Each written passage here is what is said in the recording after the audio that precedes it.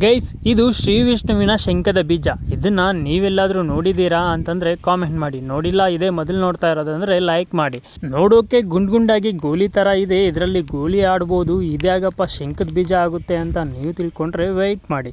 ಶಂಖ ಇದರೊಳಗಡೆ ಹೇಗೆ ಹೊರಗಡೆ ಬರುತ್ತೆ ಅಂತ ನಾನು ನಿಮಗೆ ತೋರಿಸ್ತೀನಿ. ಗೈಸ್, ಇನ್ನು ಈ ಬೀಜ ತುಂಬ ವಿಷಕಾರಿಯಾದ ಬೀಜ ಅಂತೆ. ಇದನ್ನು ತಿಂದ ತಕ್ಷಣ ಸತ್ತೋಗ್ತಾರಂತೆ. ಇನ್ನು ಇಷ್ಟು ವಿಷಯುಕ್ತವಾದ ಈ ಬೀಜದೊಳಗಡೆ ಶಂಖ ಹೇಗೆ ಬಂತು ನೋಡೋಣ ಬನ್ನಿ.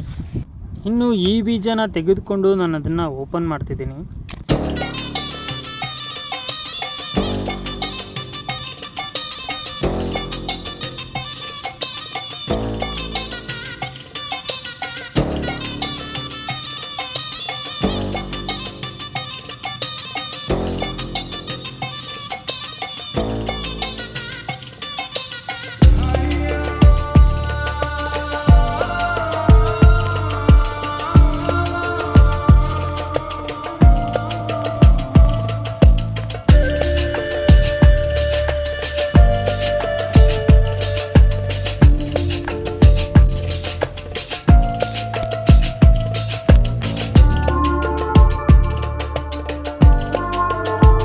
ಸೊ ಗೈಸ್, ನೀವೇ ನೋಡಿ, ಒಂದು 4 ಬೀಜನ ನಾನು ಓಪನ್ ಮಾಡಿದ್ದೀನಿ. ನೋಡಿ, ಒಂದೊಂದು ಬೀಜ ಹೇಗೆ ಶಂಖದ ರೀತಿ ಕಾಣಿಸ್ತಾ ಇದೆ ಅಂತ ಅಂದ್ಬಿಟ್ಟು. ಇದೊಂದು ಅದ್ಭುತನೇ ಹೌದು.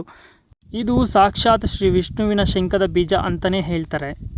ಇನ್ನು ಶ್ರೀ ವಿಷ್ಣುವಿನ ಶಂಖದ ಬೀಜ ಹೇಗೆ ಭೂಮಿಗೆ ಬಂತು ಮತ್ತು ಭೂಮಿಗೆ ಬಂದ ಮೇಲೆ ಈ ಶಂಖದ ಬೀಜ ಹೇಗೆ ವಿಷಕಾರಿಯಾಯಿತು ಅನ್ನೋದನ್ನ ನಾನು ಮುಂದಿನ ವಿಡಿಯೋದಲ್ಲಿ ತಿಳಿಸ್ಕೊಡ್ತೀನಿ.